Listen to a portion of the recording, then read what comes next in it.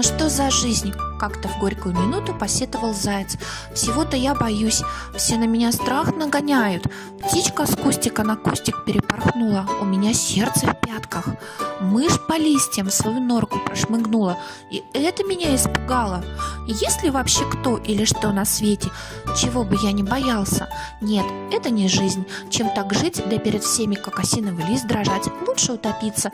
И побежал косой на ближнее озеро, подбежал к озеру и уже начал выбирать, где поглубже, но тот заметил, что рядом по берегу лягушка скачет. Струхнул заяц, прижал длинные уши.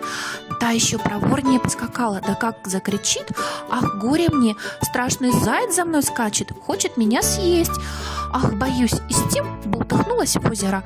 Заяц от неожиданности аж на задние лапы присел, своим ушам не верит. Вот тебе и раз.